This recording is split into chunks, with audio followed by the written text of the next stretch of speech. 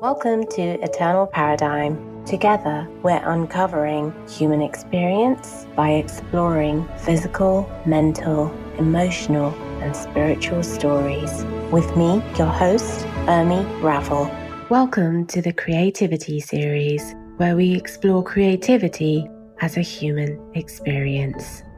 Hello, welcome to this episode of Eternal Paradigm. I hope you're enjoying your journey to find you. As we venture into this episode and I share more with you about what it's about, which I'm sure you probably will have picked up on socials, I guess this is more of a roundup episode. But like I said, before I go into that, let me just remind you of what's happening.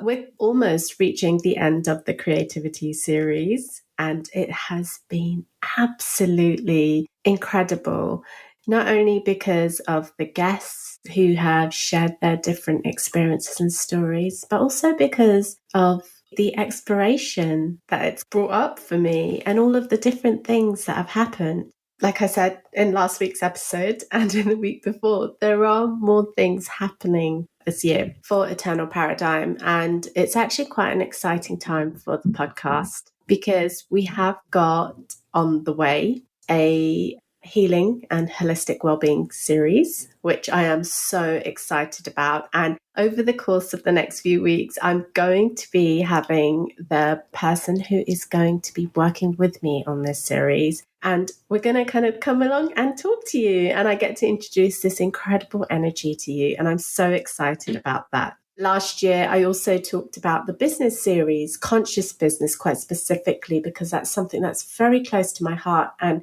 I'm connecting with the most incredible people. So that is another thing that's still in the pipeline. But I don't want to keep talking about what's in the pipeline. I also want to celebrate where we are now. Guys, we've got close to 3,000 downloads, and that's incredible. And that's all because of you guys. You listen, you keep coming back. What's even more interesting is I'm getting contacted by different people who want to join as a guest on the series, and that has been phenomenal. I've made some incredible connections, and you hear them. You hear a lot of them in the podcasts. So just a quick kind of reminder, guys, remember that you can totally visit the Eternal Paradigm website. What's really cool is if you haven't done so already, sign up to receive updates and news from Eternal Paradigm, because we have a growing community, not only of listeners, but people who are interested in all of the different things that are happening. Remember, Eternal Paradigm is quite big in terms of what it's here to do. Yes, it has almost like a spiritual component to it, but it is about exploring human experience. So it's about people's experiences, and everyone's experience is so valid and unique. Within the context of that, it just means that we get to celebrate again and again every one of the journeys of our guests. And every listener should be celebrating their journey too. Okay, so that's my spiel done. I keep saying spiel. That's the other thing that kind of came up for me, guys. I'd also like to invite you to get in touch, because obviously I love feedback. I love it when you guys come back to me, whether it's through WhatsApp, whether it's through email, whether it's through leaving a message on Instagram, or even on the Facebook page, or even in the Facebook group. There are so many different ways that you can connect, either with me and with the growing community. So if there's anything specific that you're interested in, that you want us to look at, if you know of somebody who would be interested in being a guest, get in touch. The social media is all being updated to actually make the process easier. So you will be able to access the guest form, so you can actually pitch to be a guest, which is fabulous. If you know anybody who wants to be a guest, or just get in touch, that's absolutely cool.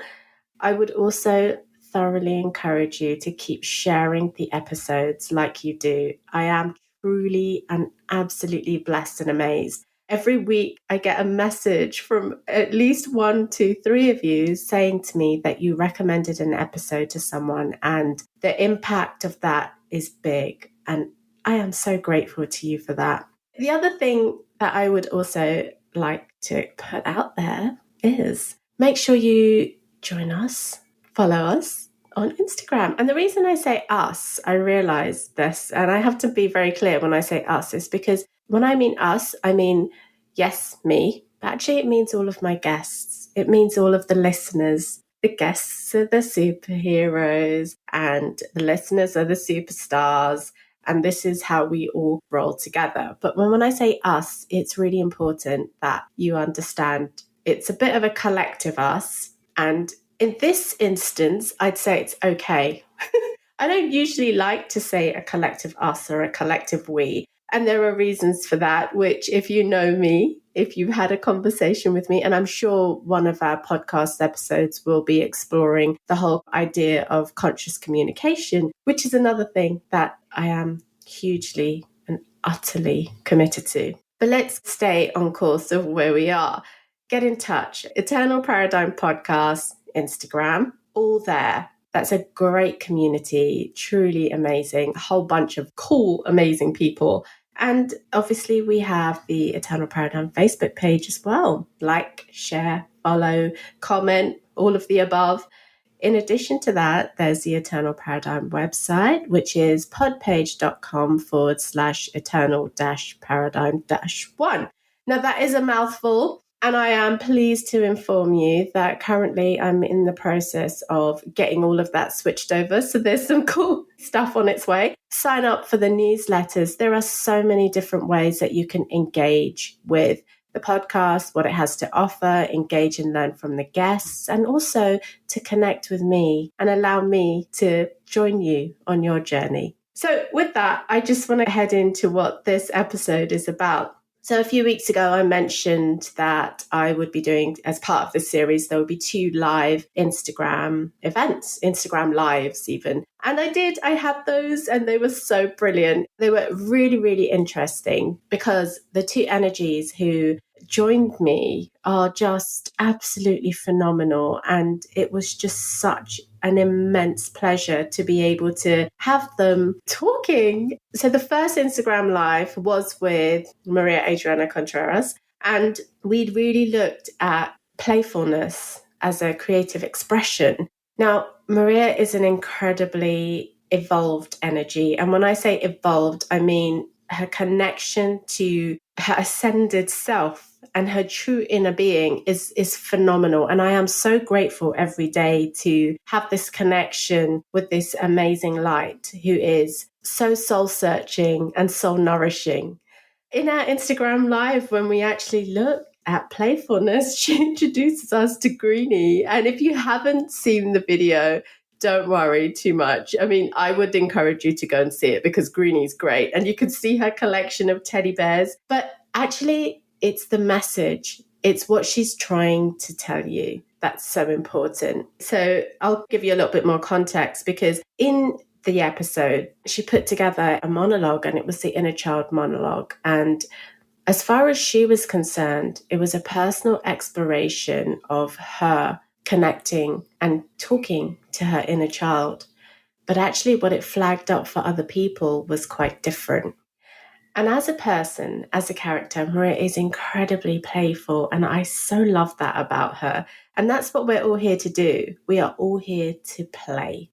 And playfulness is the most significant creative expression that you will actually come across as a person. And what happens is people find it very difficult often to connect to ideals and connections of playfulness because they become less important for us to be able to be a part of.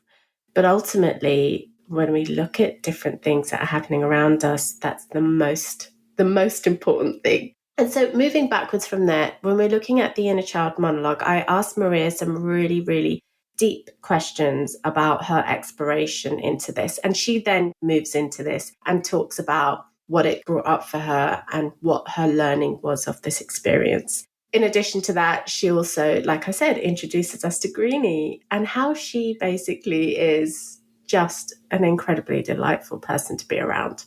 We're going to talk about playfulness and the inner child. And I do say that my greatest act of rebellion in this world, in this very serious, grown-up, very intense and very quite horrible world at times, is to be playful, because it is a pattern interruption. And yesterday, I don't know if you know this, but for your kids and for your inner child, in Hove, just down the road on the beach, there's a new theme park with crazy golf called Jurassic Beach.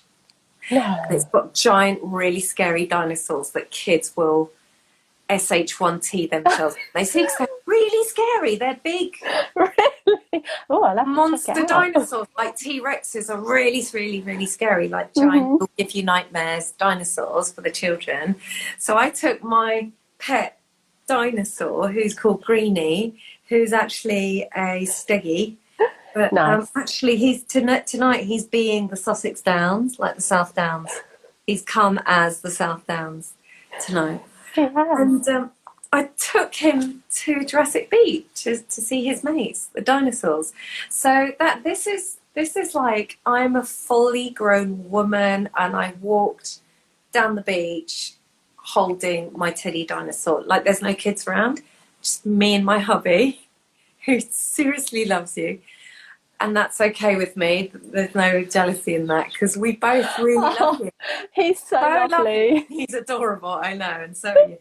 I know completely. So he, and this is really cool, he's okay with me taking Greenie under my arm for a walkie to the beach and to Jurassic Beach, which is just around the corner.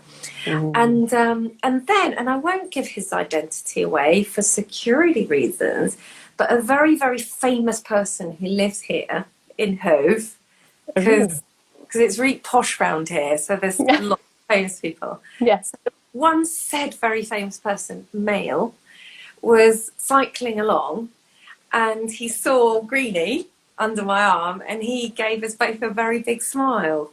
Oh, that's nice. Yeah, a very big, childlike, like he's a fully grown man, big and strong. It was a real happy little boy smile. You know, like, I love it. Yeah, because Greenie was out, and I'm a grown woman, and there weren't any kids. So I hope that he computed that was just normal for me, at least, and a very good time was had by all. I love that, and I was so happy because hubby doggy, he's completely okay with that, and that's pretty quirky behaviour for grown-upness. Yeah, grown-upness. He was okay with that, and that's why I love him, and that's why he loves me. That's why I love you guys. It's turning into a bit of a love fest. So just to recap, if you haven't heard the previous episode, the more serious episode that we did together, just to give you a little bit more of a scene setter, that episode talks very much about social conditioning and programming values that takes us away from who we intrinsically and truly are. And that's why this episode has come about, because connecting with your inner child, being playful and interacting and really kind of allowing your inner child to really come out and play is such an important creative process, right? And this is where you come into play, Maria, because I wanted to ask you about your monologue. Wow, really? The full-on inner child monologue? The full-on inner child monologue. That's important, I think, because it talks about inner child, but it talks about a healing process for the inner child, right? That was quite an important part of your journey, right? Because playfulness is always with you. Tell me what happened then. Well, when I did my inner child monologue? Yes.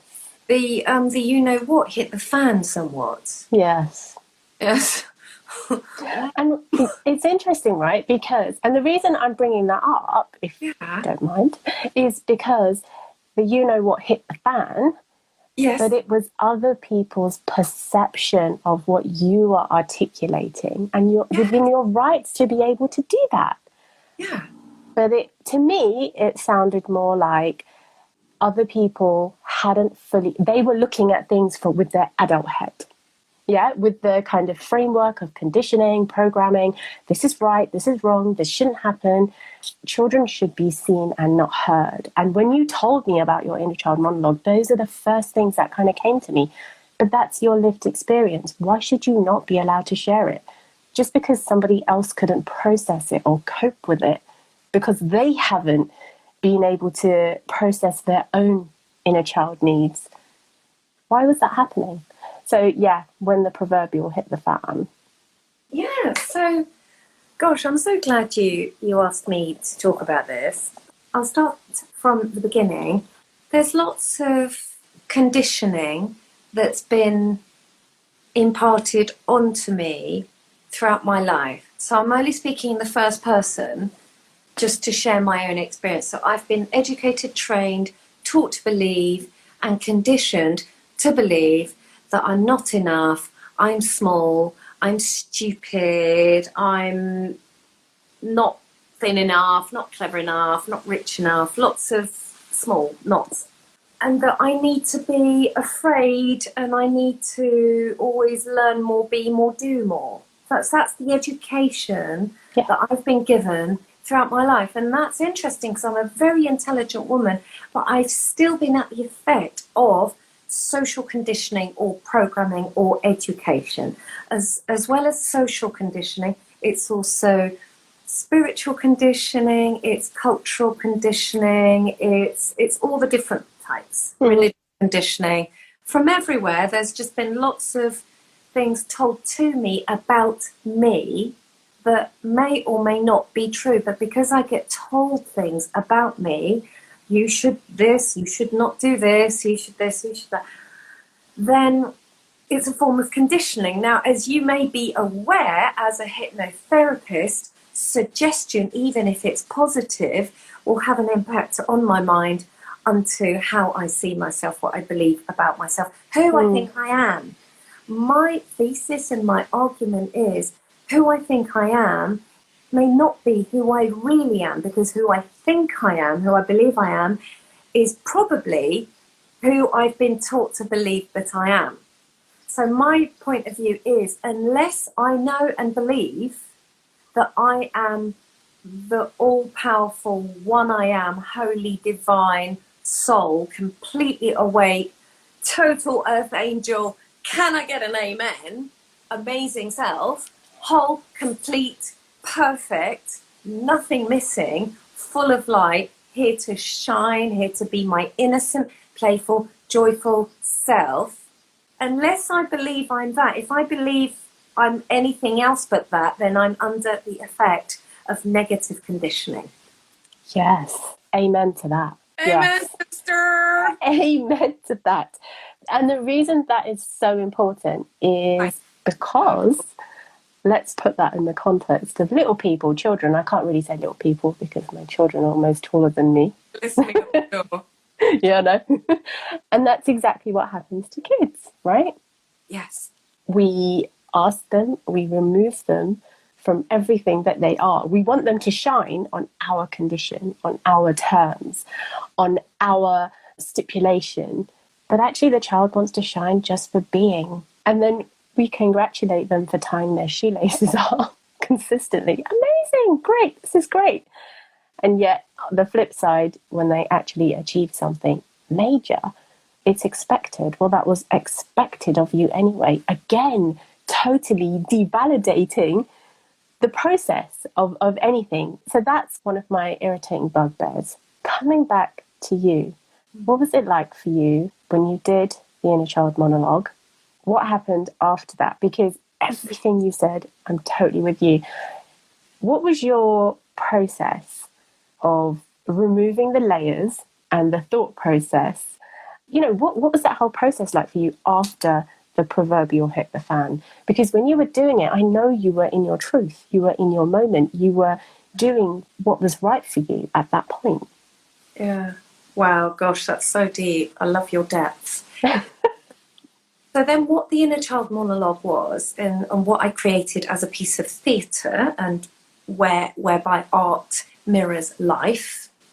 So there is no such thing as fiction. I'm only referencing my life, my own actual lived experience, is the voice of the neglected inner child or heart that has been abandoned, denied, told that she's stupid, that she's not enough, that she's bad word, all of her life. And the one that has believed that she must be so bad, wrong and evil and vile because of how she's treated by others and people close to her. So the inner child, as I was saying in the monologue, I do not understand. I am only young. I am young. I do not understand. So that's like saying I haven't the intellect yet. I haven't reached the age whereby I can go, hurt people. All these horrible things that are being said to me and happening to me, they're not because I'm really nasty, evil person. They're because that person's hurt and they're displacing their pain onto me, which isn't nice either, but it's still not my fault. So now that you've heard a little more about what the conversation, the Instagram Live with Maria was about, I will now go into the amazing conversation that I had with Merissa Hylton, who is an artist. And we really, really spoke about all of the different things that have come up for her. Now, Marissa's had such an interesting year. I mean, I can't even say an interesting year. I mean, she's just... what has happened in the last year for Merissa has been phenomenal. She has ascended into her expectation of herself as a true artist and connector. And that, for me, to watch as a friend and as someone who is incredibly invested in her light that she is bringing here is just absolutely incredible. And so in our conversation, we talk very deeply and very closely about Marissa's personal journey in terms of all of the different things that have come up for her. And it starts off with me asking her about what it was like to wake up one morning and find her work being featured on one of Google's equality and diversity campaigns around Black artists and inclusion. And for her, it was just like, oh, I've been doing so many things I don't even remember. And I totally believe that of Merissa, because she is this incredible force who puts her mind to something and is relentless. She doesn't really understand stop or give up. When it comes to her creative expression, when it comes to putting out there what it is for her to be an expressive light in this world, she is phenomenal. And so here are a few snippets of our conversation. We did have a few technical difficulties, and I'm hoping that I'll be able to bring some of the snippets to you. But if you haven't heard or watched the episode already, head on over to the Eternal Paradigm podcast page on Instagram, and you can actually see the live conversation that we had. If you don't want to, that's absolutely fine. If you don't have time, obviously that's exactly why I'm putting this episode together for you, that Maja, podcast editor, has so kindly editing. So just to kind of round up, really, now that you've had a little bit of insight into the 2 Instagram Live episodes that have been as bonus add-ons as part of this series, I just wanted to put it out there and say to you that I am truly grateful for all of your invested time that you spend listening to the episode and for the feedback that you share. It is truly astonishing, really, really astounding as to how this is so possible.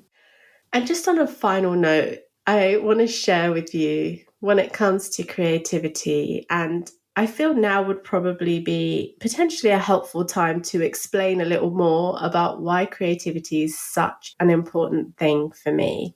So I have spent a vast bulk of my life working in communications in different forms. So I think when I initially started the podcast, I did say that I was a journalist for years, and then I carried on working in communications and marketing. I also, 10 years ago maybe, became a certified coach. But what was really fascinating for me is as I carried on working with different people when it came to forms of communication, is that creativity and communication go so hand in hand.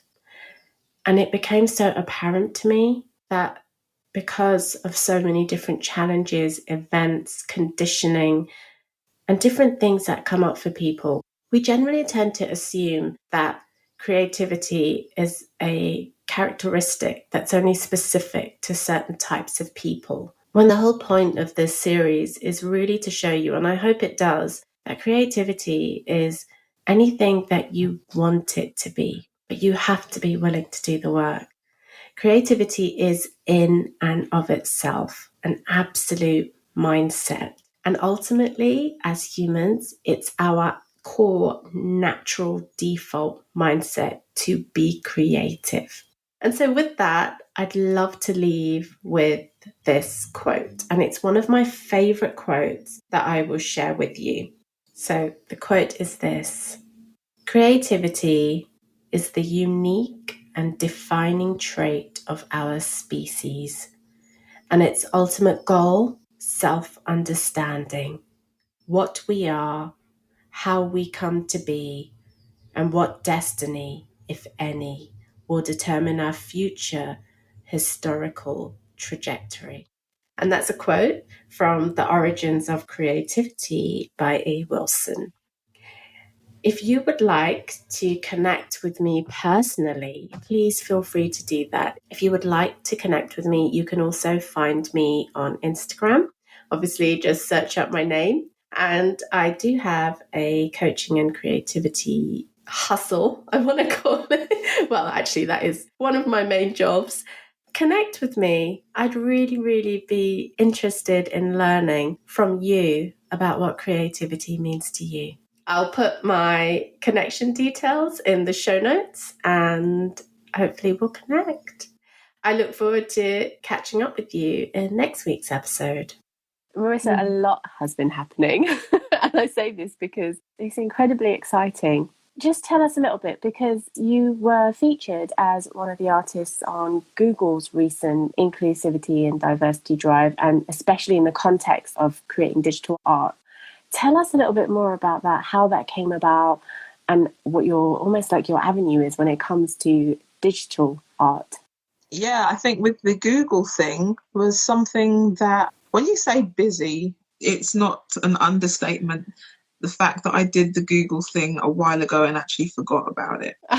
Because I did something last year with Gillian Mercado. So she's the founder of Disabled Black Creatives. Yes. She is an activist and she's an actress. I think she's based in LA or California. But yeah, I did some Instagram stuff with her last year. And I think as through a lot of the things that she's been doing, then Google are doing their Disabled Black Creatives kind of like a drive at the moment. They're doing a thing via Google Stories.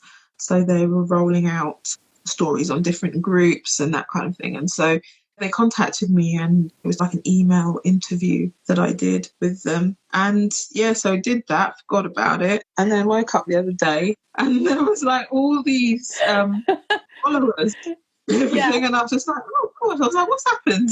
What happened? Yeah, I thought, okay, they don't look like bots, so what's going on? And then I saw that I was tagged in. I was like, oh, that one. And then I went on Google, as in like online on Google, and I was just like, oh, okay.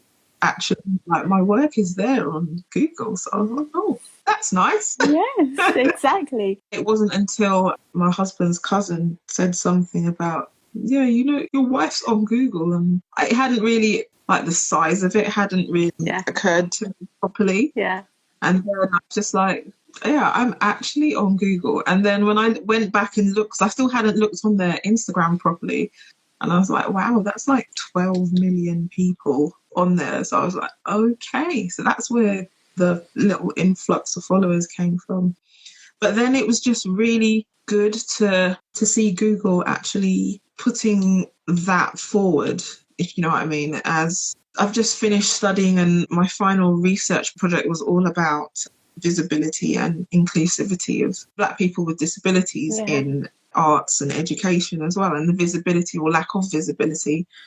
And so to finish that research project and then the following week have that come up, I just thought, oh, that's really timely. It's a really nice alignment. So, yeah, no, that really is. And this is one of the thing I was going to ask you is around your personal experience and the visibility of Black disabled artists, because these two things, they are representative of your journey, of your experience, and are quite important in your creative expression. Yeah. So tell us a little bit more, if you're okay to do that, about your journey in that context. Yeah. Okay, so just to start with, I was born with amniotic band syndrome, so that means I have no fingers on my right hand. Amniotic band syndrome is something that happens in the womb. There's lots of threads and fibers in there. They get wrapped around bits. Sometimes if they get wrapped around tight enough, unborn babies lose bits. They lose limbs. Some of them survive, some of them don't survive. So I got out okay with most things intact. And with regards to visibility, growing up, I was the only person that I knew that had that condition. I hadn't met anybody in person who had the same condition until 2019. And that is when I was actually giving a lecture about disability in the arts. And there was a lady who, well, we're friends now. Her name's Glynis. And she's just amazing. She's on the This Girl Can campaign as well. And she had not had an official diagnosis of amniotic band syndrome, and she didn't know that that's what she had. And she saw me advertising the lecture online. She came to it, she spoke to me there. Then she went back to her doctor and she said, is this what it is? And then that's when she realised that that's what she actually had as well. Yeah, so 2019 is the first time I actually met another Black person, regardless of anything else, with the same condition. It was really good just to meet someone and actually, keep in touch with someone with the same thing. But I had never, throughout education, higher education, whatever, I'd never really come across anyone else like me. I wouldn't say that it really affected my higher education. It's something that is kind of retrospective. So I look back at it and think, okay, if I had seen someone that looked like me, would that have improved my experience? Because I do realise that there were probably a lot of things that I didn't take up with tutors or that I didn't address and experience. I just didn't talk to people about, because I thought, well, there's no point because nobody's going to really identify with it. It took a long time to really get used to and actually accept my hand for what it was. And it also wasn't until 2019 that my mum realised what the condition was, because she wasn't told when she had me what it was. Doctors didn't know what it was, because it wasn't really something that had been widely researched back in the 1900s. It was the 1900s. Back then. Yeah, back in the old days. So yeah, it wasn't widely researched. So finding out about it was closure for me. Actually, not even closure, probably the start of things for me. Yeah. But also it was a little bit of closure for my mum, because I think she was worried that she had done something to cause it. And it's a literal lottery. It's a womb lottery as to whether or not it happens or it doesn't happen. There's nothing you can do to stop it from happening. Okay. Yeah, it was... I think it was a relief, and it was an eye-opener, and it made me more willing to be more open about it as well. Because the asked me before, what's happened to your hand? I didn't have an answer. I was like, I don't know. I was just born that way. But now I have an answer. There's science behind it. I love stuff that's backed by science. There's an explanation. I can send you to a website, links, there's images, there's groups, there's pages, there's hashtags, there's everything now. And the reason everything you said is amazing, but what we've known each other now for like 15 years. And I know, it's something like that, 12, 15. And when it comes to your hand, I never even noticed it. And this is one of the things that comes up. I never noticed it, and I never even thought to ask you what's happened to your hand, because I didn't see or understand. And this is me coming from this perspective of how it could potentially be affecting you, because you did everything, Merissa. You even used to do my makeup. You did my hair. We would do things together, and you would be doing. So from this point of view, listening to you is really eye-opening for me. And I see how it translates in your work, because I never for once realised at any point that it was an exploratory journey for you. It was about fact finding, it was about understanding, because as far as I could see, you were doing everything. Yeah, I think when I was doing my research project, I interviewed a close friend and also my husband as well. And I was using a process of thematic analysis when I was going through the transcript from the interview. Yeah. And one of the things that came out a lot of the time was the fact that because they knew me and because they were close to me and because of the way I behave and act and just adapt, they don't notice it either. Yes. It's like if I come across something that is a problem or something that I'm having trouble with, whether it's to do with the shape of something or how something works or dexterity or something like that, my brain goes into problem solving mode. So it's just like, okay, I'm having trouble doing this. So what can I invent or what can I adapt to fix it, to make it easier for me so that it's not a thing? So I'm not saying I can't do this because for me to say, oh, I can't do good anything because I can't do it. That's just not. Yeah. It's not something that I say. I'm just like, okay, find another way to do it.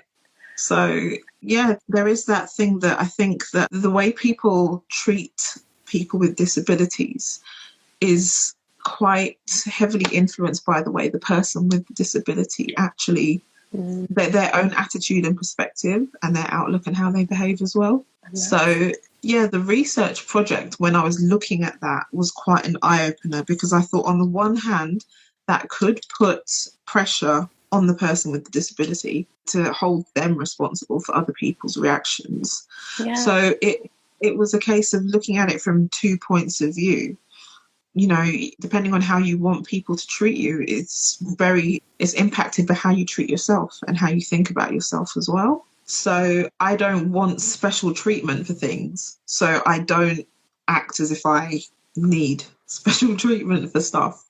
And so even with working with clay and with the tools and with sculpting, there are certain aspects of sculpting where this hand is really beneficial for forming and for doing things that are just fiddly when you've got all of that hanging on the end of your hand. You've just got fingers getting in the way. And sometimes this is one of the most useful tools that I have. That's so amazing. It's an interesting, the last 3 years have been very interesting. Interesting. Yeah, no, it sounds like it. So tell me, in terms of your ceramics collections, your creations, what has influenced those up until now? The ceramics have always been influenced, I think, by traditional West African crafts methods. So before I got my pottery wheel, for example, my electric wheel, the way I used to create vessels was basically the same way that women in Benin have been doing it, in West Africa, in Ghana, wherever, have been doing it. And for me, I love learning the traditional way of doing something and applying that to maybe something that looks more modern. So there's always that element of history and tradition in things, but then I might mix that with like something that looks really contemporary, but I built it in the most old-fashioned way you could think of.